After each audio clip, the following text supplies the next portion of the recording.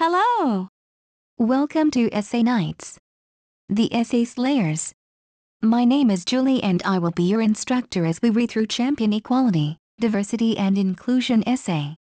The article source is embedded in the video description below. Feel free to read along. Please note that you can get a custom, plagiarism-free essay for as little as $10 a page at Essay Nights.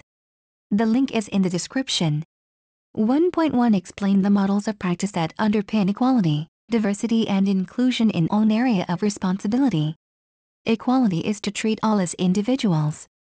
To respect race, disability, age, gender, religion, beliefs, culture and sexual orientation.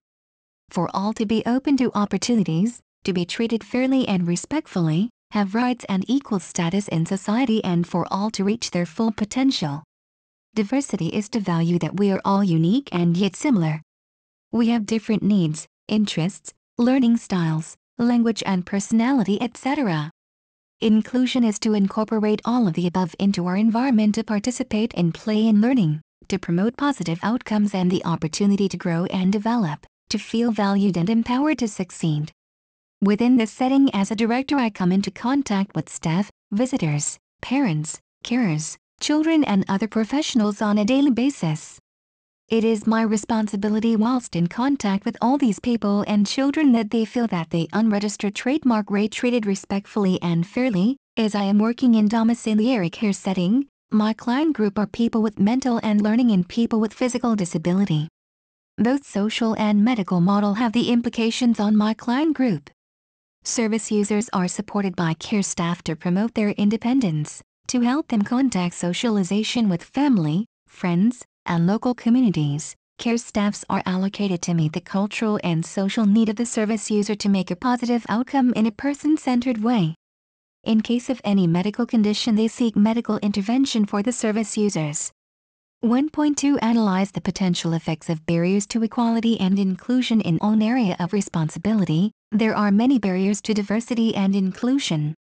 The biggest ones are generally prejudice, culture and upbringing and religious beliefs.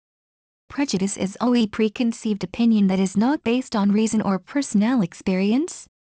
Those creating barriers to recognizing equality of rights for all.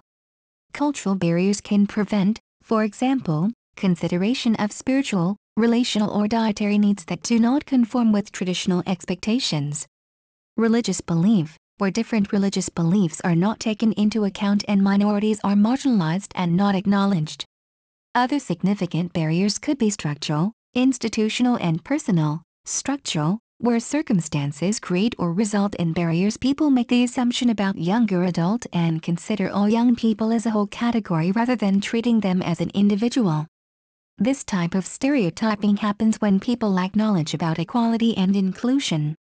The effects of barriers to employees are also high as they are excluded from their human right.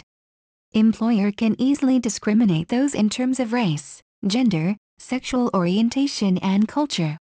1.3 Analyze the impact of legislation and policy initiatives on the promotion of equality, diversity and inclusion in own area of responsibility. My workplace is committed to the promotion of equality, diversity and inclusion in policy and practice. It is committed in equal opportunity and also follows a common standard in respect of race relation, Amendment, Act 2000 in getting contract from council contractors.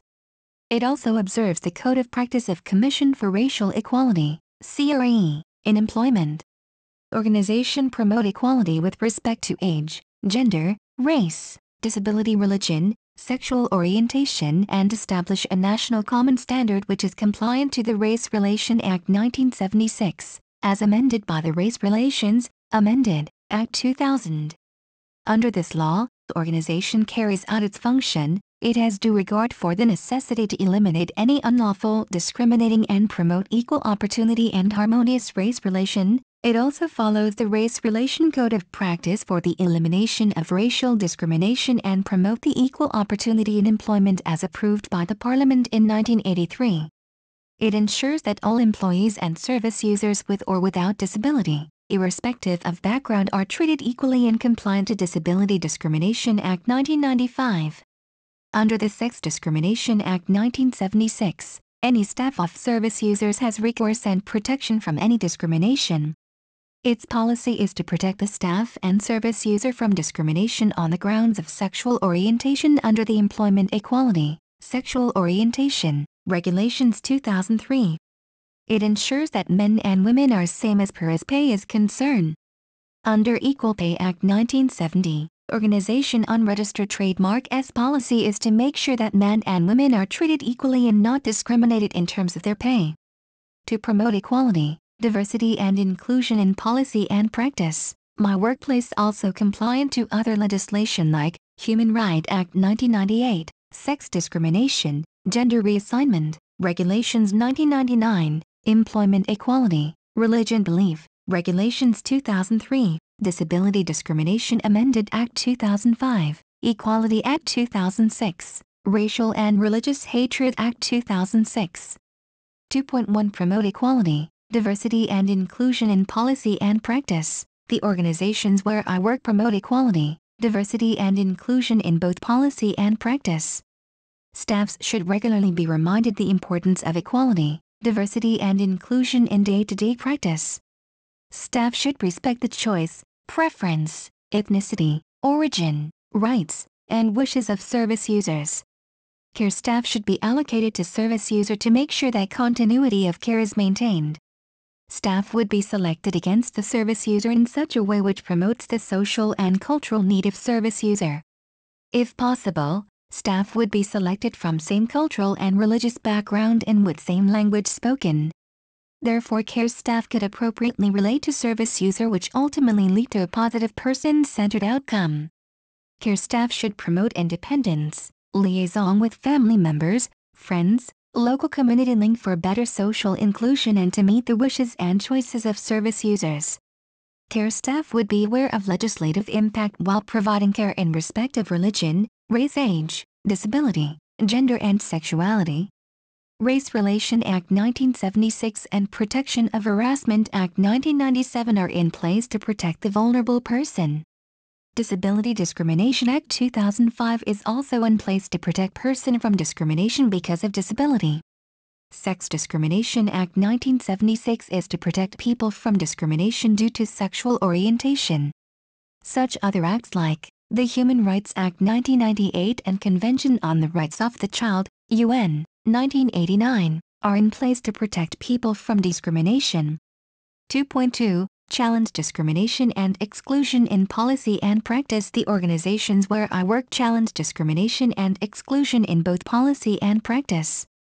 Staffs should regularly be reminded the importance of challenge discrimination and exclusion in day-to-day practice. In looking at this model, I have found that many people have views that based on discrimination and prejudice they are embedded in today's unregistered trademark society. The attitudes and the surrounding environment often focuses on what a person lacks in terms of disability and focuses on condition or illness or a person unregistered trademark as lack of ability. To combat this prejudice within making space, we use person-centered care planning. It is my responsibility to promote the use of this and to ensure that the support workers who deliver it are fully trained to do so. It is also vital that they have a good understanding of the model in order for them to work effectively with the service user. As a director, I am responsible for ensuring that the ethos within my team promotes equality and diversity every day, that the support that is delivered within making space in any partnership working exercises good practice in this area. This could be through training, policy and procedures, support plans, health files, as well as having a good understanding of equality and diversity. The staff are all expected to work in line with the CARE Act, Mental Capacity Act 2005, Equality Act 2010, Human Rights Act 1998. 2.3 Provide others with information about A. The effects of discrimination, B. The impact of inclusion, C. The value of diversity. Effects include isolation, possible exclusion, demoralization, marginalization, situations where self-esteem, confidence and resilience have the potential to be damaged. Forms of discrimination are gender, age, disability, sexuality, race, culture, religion, poverty, education, personal features, and English is not first language. In our care home, we promote equal opportunity and we respect all the service users and their families. We help adults with language needs where English is not their first language, which helps to ensure they can settle and adapt to our setting. Example: reading and singing in their language, books and talking with parents to find words we can use. Discrimination against anyone regardless of their needs can make them feel isolated and different to other. Very often adults with special needs have a very difficult time trying to fit in with other. Example: in our setting we promote inclusion and we treat everyone the same and explain to others who are like but different. There are 4 areas of potential for the effect discrimination has. Physical signs of poor health may manifest: self-harming, attempting suicide, cutting, etc. Bullying might become physical and other types of abuse. Emotional scars seem to run deep and are not healed easily. Could become to believe that persecutors are right, leading to a loss of self-worth.